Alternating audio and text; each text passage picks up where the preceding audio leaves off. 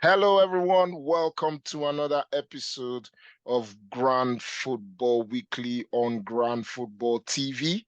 You are welcome. You are welcome. And today we are looking at game week 3 and all the results from game week 3 in the Premier League. In fact, it was a bit of a dramatic one at the end, which I'm sure my brother will talk about when we get to that. But yeah, there were only 2 home wins in the whole of the 10 games this weekend. Only 2 home wins and 2 draws, and the rest were away victories. So well done to all the teams away this weekend. But before we go into them properly, let me introduce my team for today.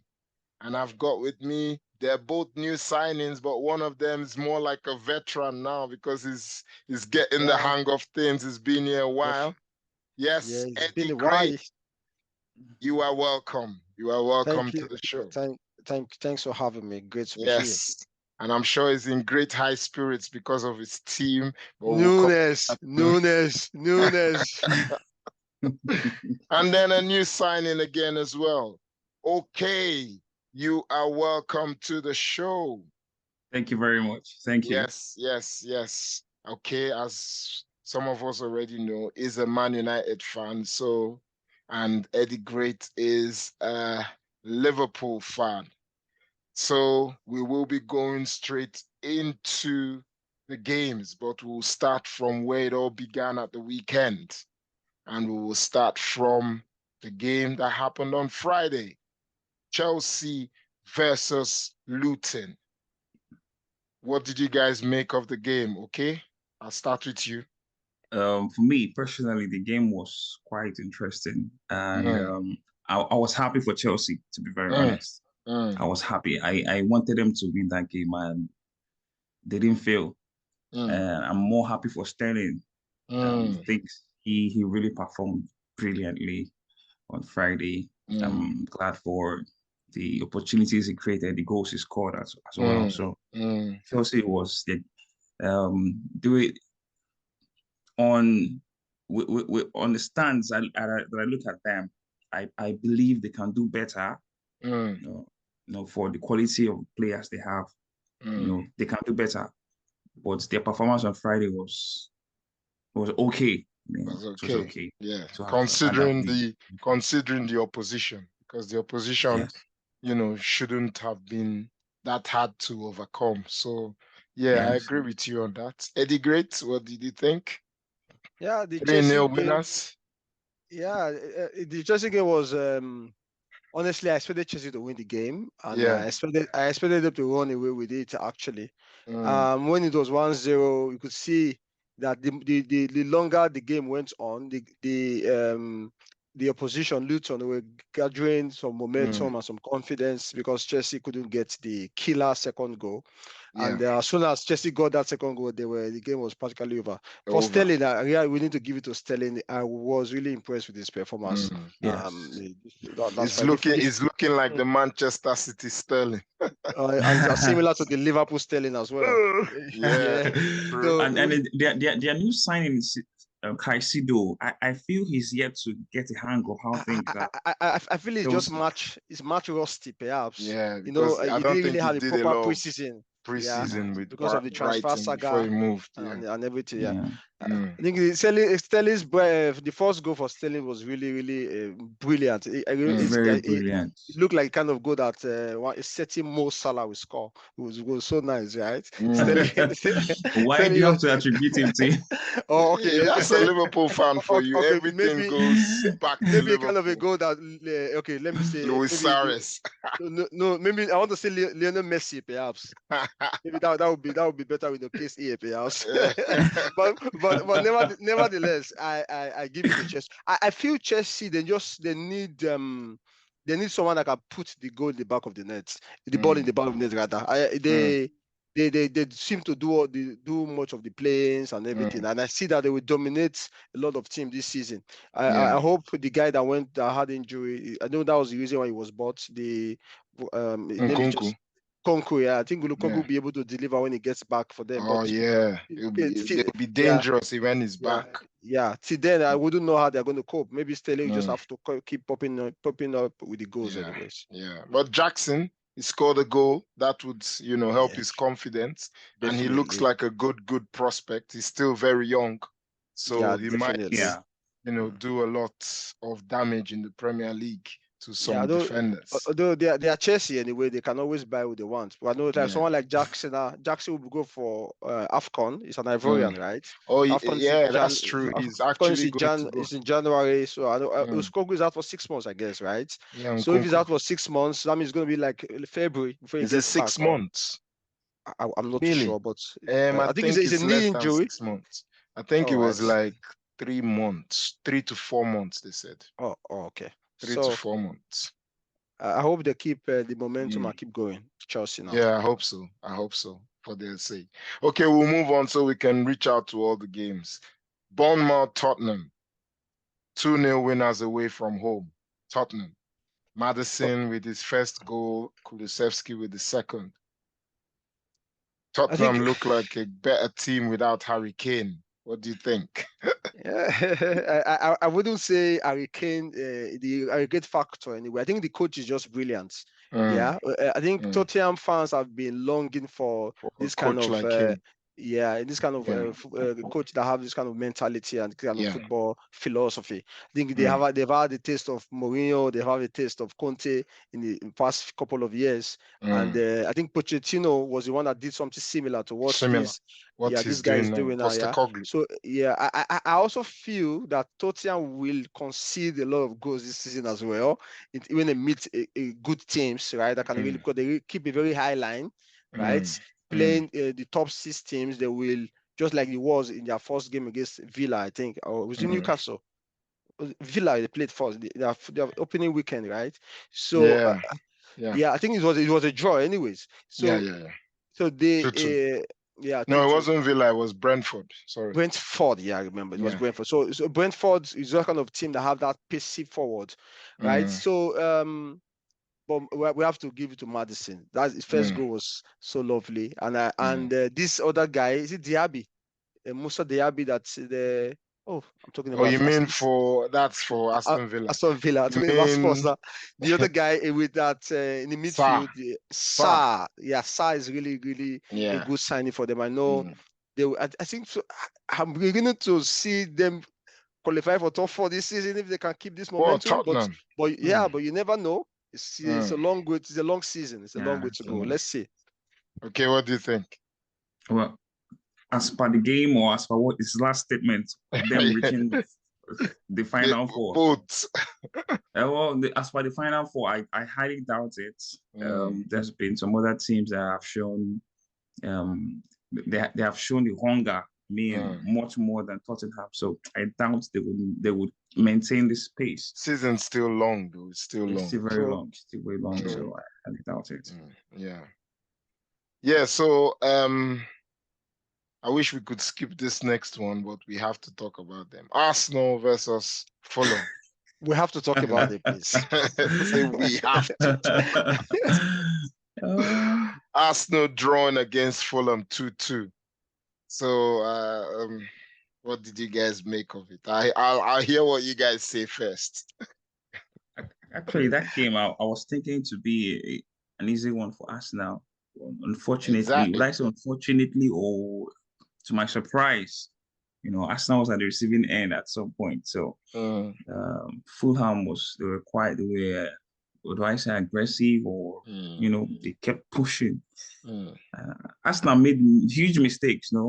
I mean, a mistake for the first goal, especially for the first goal. Yes, it shouldn't have been, and they took advantage of that. Capitalized on it and scored. Luckily, they were able to come back. So, I'd say it's unfortunate for Arsenal. Eddie? The game, I think one would have expected that when Arsenal was ahead with 1 man advantage, that they would be able to see the game out. But I was surprised that they allowed Fulham Fulham were they were quite dogged, and Silva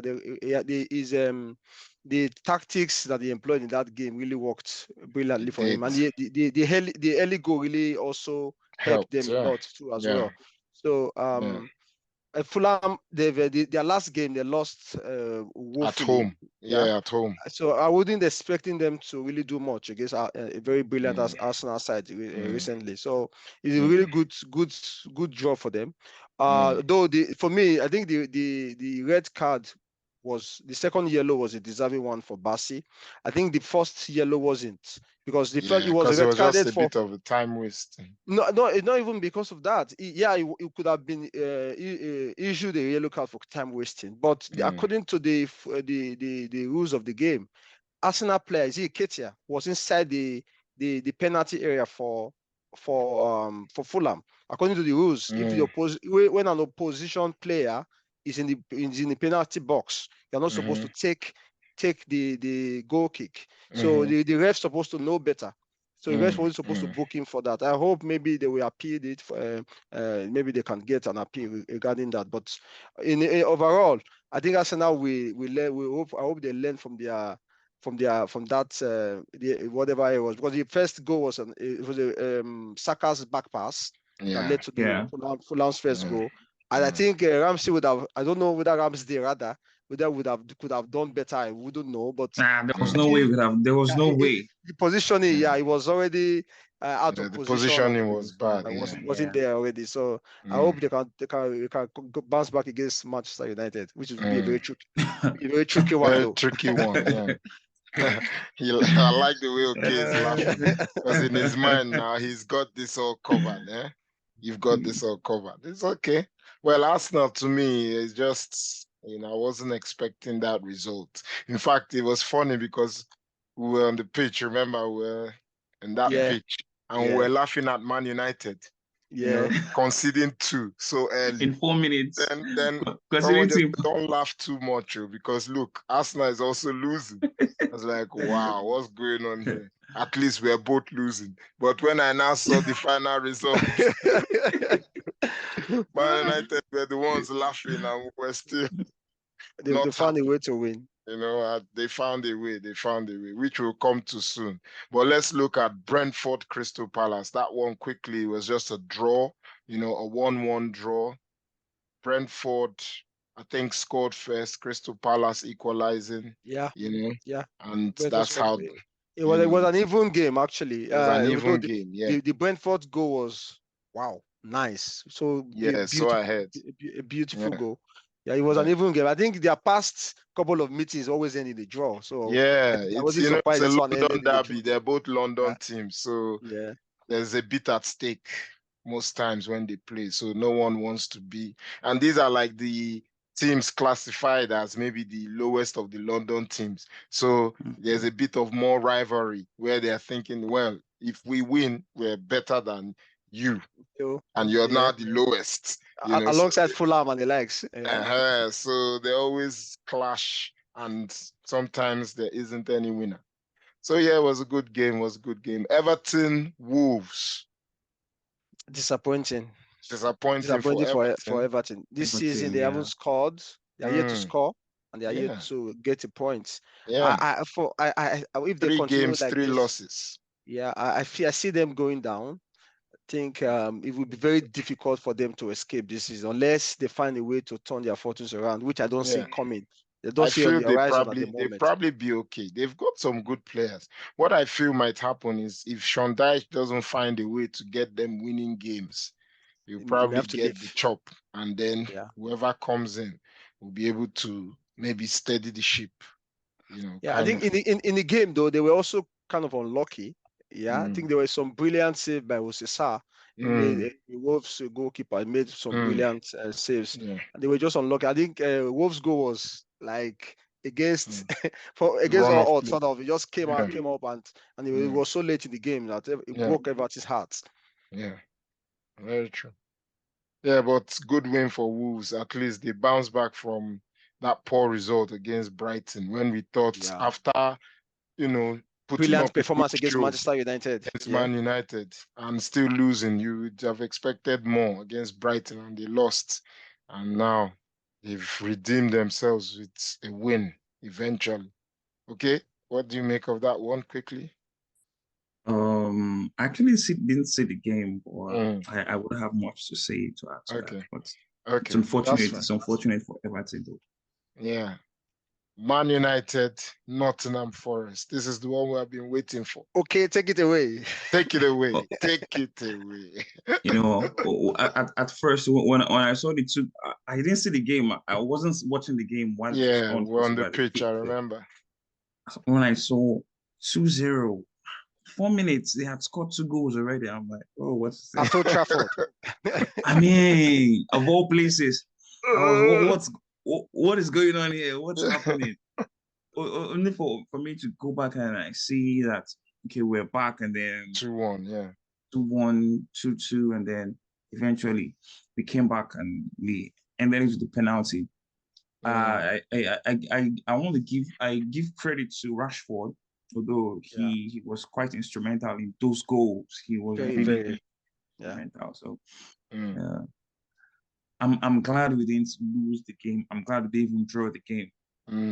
It wouldn't have been.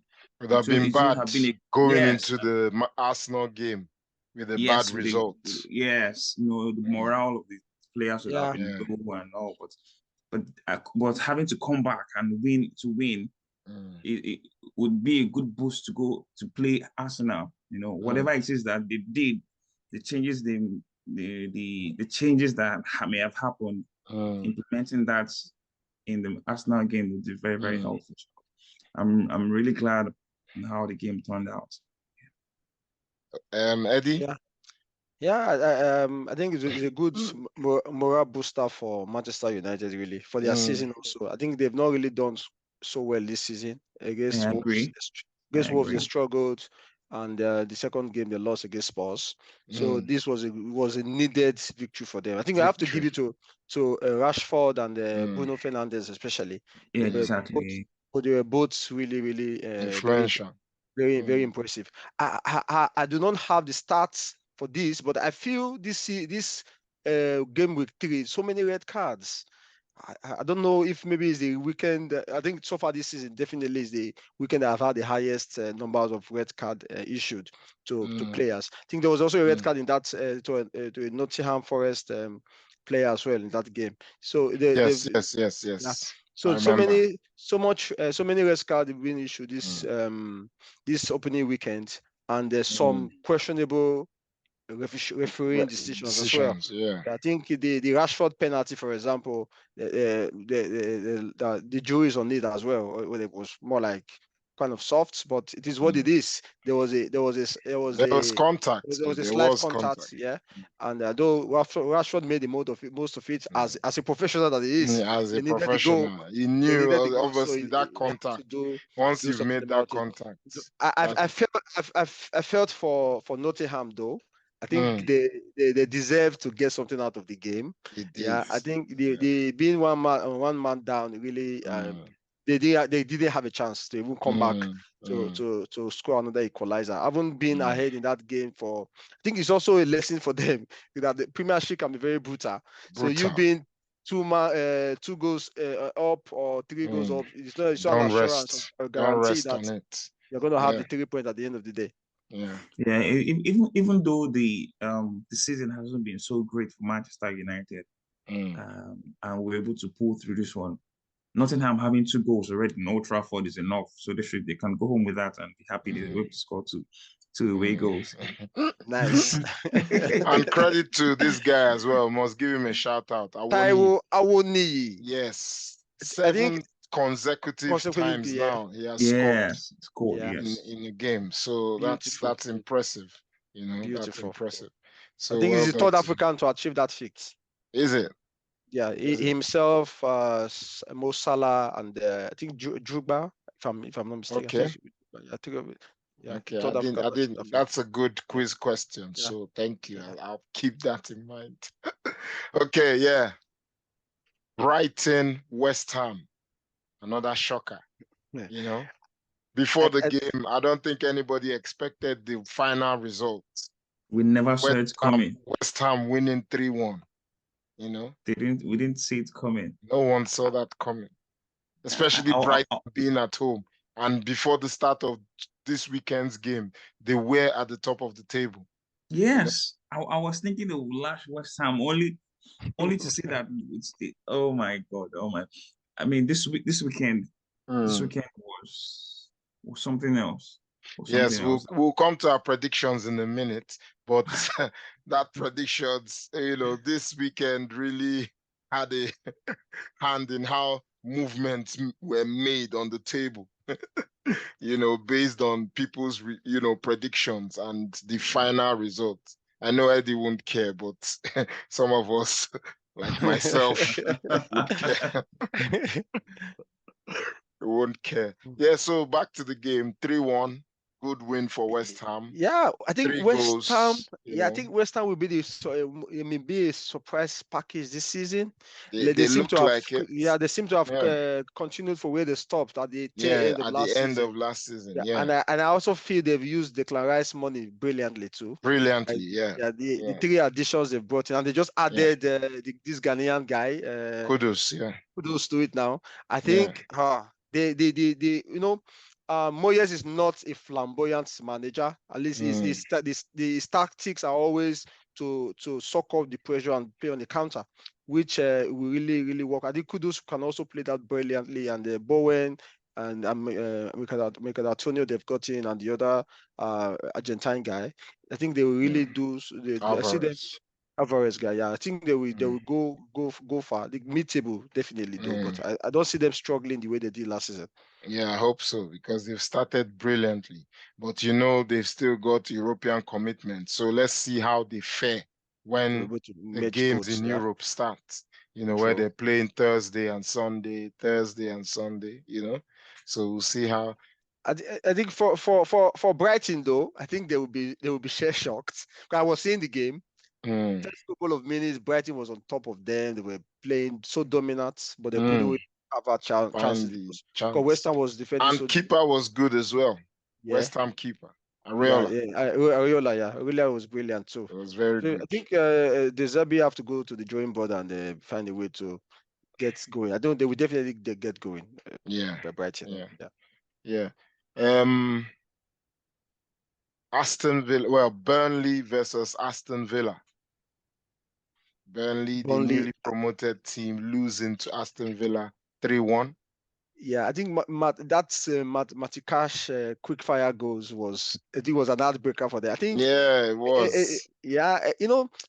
I always say it. The Premiership can be very brutal. Burnley is a brilliant side. I will give it to Company for the work he has done in that team. But we see the Premier League, when you get chances, you got to take it. You have to be taking them, because you never know how they are going to come back to haunt you later. I think Burnley did score a brilliant goal later, but it didn't seem to be enough. And the RB guy I mentioned earlier, it was also very, very influential for the Villa team. And Liverpool. We are playing them next. I say, really? I know we'll get there soon. Aston Villa, they are really impressive. Emery is doing a brilliant job as well. There was an unfortunate incident that happened after the game, the Burnley game. I think the Aston Villa boss was targeted. I think he was stoned or something. Yeah. Oh, really? Emery. Which was Aston Villa. Their team boss was they were stoned or so. So it wasn't really. It was a pleasant ending. Pleasant, for the Burnley supporters. I think they can work on that and avoid start in the future too. Yeah, a lot of teams. I wonder why some of their fans, they're just. I don't know why they don't think, but it's football. Sometimes when the adrenaline comes, you're just forgetting yourself. Because I saw, which game was I watching? When did you see the Man City game when Haaland scored? A fan came from the stands.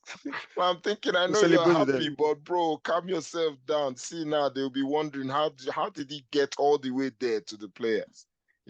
They'll be wanting to say, guy, maybe you miss a few games or not sit near the stands. They may ban him. It was banned completely. They won't ban him. Yeah. Because it's a rule now. You don't get on the pitch for nothing. Get on it at all. So I think also if I'm to add this for Burnley though, Burnley they were cruised all through the way in the championship last season. Championship, I think their fans definitely would expect maybe similar in the Premier League for their product. So far this season, they shouldn't coming away for them. So I think that could also be a reason why there would have been that kind of reaction from them. Yeah, they shouldn't. Yeah. So as we were saying, Sheffield United played Man City. They gave Man City a good game. Man City struggled to, find a way, but eventually found a way and won the game 2-1. Thanks to a beautiful, beautiful winning goal by Rodri. Whoa, the best defensive midfield, the best DM in the league. What a goal! What a goal! Yeah, Rodri is a brilliant, really brilliant player. For them. He won the Champions League just a couple of weeks ago now. Yeah, and won the Super Cup again. Now. Yeah. He's doing it back, in the But Sheffield did put up a good fight. They did. They gave them I didn't expect.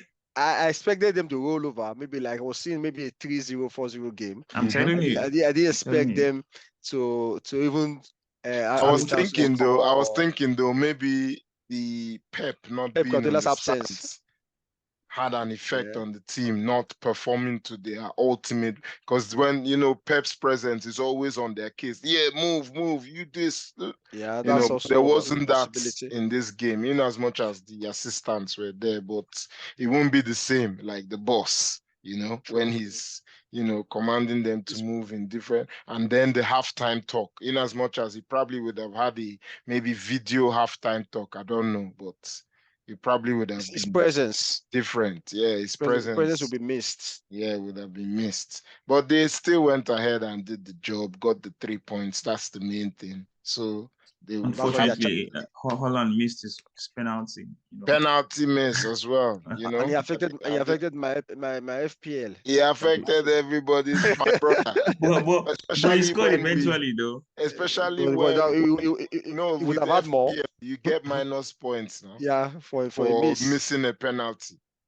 So it affected everyone. My FPL last weekend, Van Dijk -2. The red card. You had Van Dijk in your team. I'm telling you. Trust me, my own was bad as well, considering I changed all my players, put in all the Brighton players thinking they would be the ones. Yes, Brighton. You can imagine. Brighton didn't Brighton up. For me, since the beginning of the season, my two goalkeepers are Ederson and Alisson. So I've always had Alisson there, and Alisson always give me 2 points. While Ederson on the bench having 6. This weekend, I put Ederson, and then I ended up having 2, while Alisson had 5. What is going on? That's football for you. That's the FPL for you. That's why we love it. Because I also changed. I changed Nunes. Imagine this week I changed Nunes. Nunes has been in my the first 2 weeks. I changed him this week. He scored 2 goals. 10 points for you. Bruno Fernandes. I changed him. He was, man of the match. Had 3 points plus the 9 points he had. So he had like 12. So I missed on Nunes and Fernandes. Bruno Fernandes. And you just say, but this is what happens. It is what it is. It works, sometimes it doesn't. And this is one of them that didn't. Yeah, so let's look at your game now. Liverpool. Well, Newcastle versus and you Liverpool. Never walk alone. You never. Liverpool. That's why we are the most successful club in the league, Wow. We are the most successful club in the country. Am I supposed to clap for you now?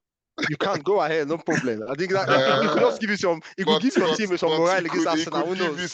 It could give you some arguments there. Man United. I don't think you are. At the moment, Liverpool have more trophies than Man United. You think so? Yeah, at the moment we just won trophy though, just one. You can check it later. Yeah, no, but then if it's to make you sleep better this night, now it's fine. No, thank you for caring about me, for wanting me to sleep better. It's okay.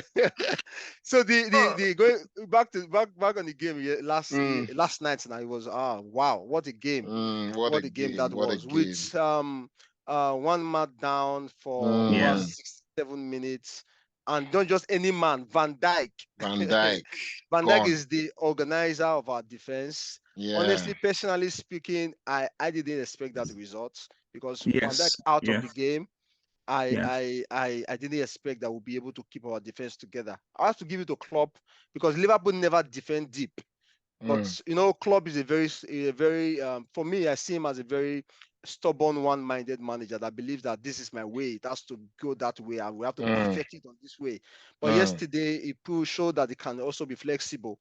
So he defended deep, brought in Gomez, and Gomez and Matip, they did a brilliant job. And our goalkeeper, Alisson Becker, that's why he's the best in the league, best in the business. That save from Almiron, that save of the season so far. I don't think see anyone beating it so anytime soon. And Almiron hit the bar as well. Yeah, and Newcastle was they were also unlucky, but I feel Klopp's tactical changes really helped the game, and the withdrawal of Tonali kind of reduced the strength in midfield. Yeah, Newcastle's their pressure sort of that was coming from that whatever. So it's really something nice. And I saw a record. The club has done 11 consecutive wins over Eddie Howe now. I think in the Premier League, really? No manager have ever done that. 11 consecutive wins over Eddie Howe. I think it's only once Eddie Howe has won club. That was in 2016 against Bournemouth 4-3. Yeah, but ever since that time, club have done 11 over him consecutively. So I think Eddie Howe will be outdone by. I think they didn't see that coming. No Newcastle fan yesterday would have thought that they would lose that game the way they did. Honestly, I was expecting a draw game because I know both teams would fight it to that nil. I don't know. But then when I saw the red card, even though I was thinking that was too much, it was an overkill. I don't think he deserved the red card. I was thinking, okay, this should be the end of it. Only for Liverpool to keep pressing, and eventually the second goal came in. I'm like, oh yeah, they really deserve it. I give it to you guys. Thank you. That was a good game. I think Liverpool did well to stay in the game. Yeah, and, it was. I think when Nunez was introduced, wow, what a killer instinct to finish those two impressive, those two impressive goals. It reminded me of myself when I was much younger, playing the run later game, finishing top class finishes. It was really, really impressive. Yeah, really great. So please, I'm Nunez in your FPA for this coming weekend. I've put him I see him delivering against Villa. I hope you don't get disappointed. I hope so. So guys, let's quickly look at our predictions table. So yes, we have some changes at the table, and for week 3, Eddie-Great has gone to the top with 71 points. Lonely at the top. Has now come down to second, although you're just 1 point behind with 70. Dion in third with 67. Finn in fourth with 65. Mr. Fab joined fifth with Temizak with 63. Kiki seventh with 62. Osita 8th with 60. Chemi D, who's the biggest riser, because he was bottom, but now he's 9th with 58. Well, joint 9th with Ramsdale, 58. Yema, 56. King T, 54. And guys, I can't believe what I'm doing at the bottom of the table. I am actually carrying everyone on my head.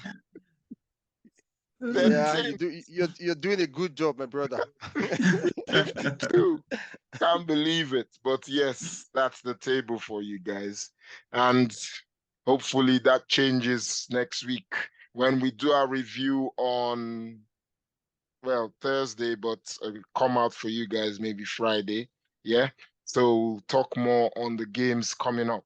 So listen, guys, thank you very much for being on the show. We've run out of time. So I shall see you guys soon. Take care and bye for now. Bye.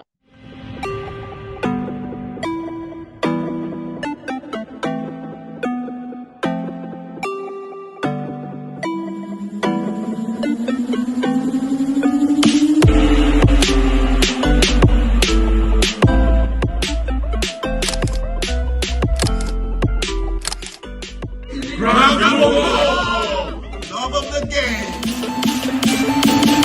Don't check this.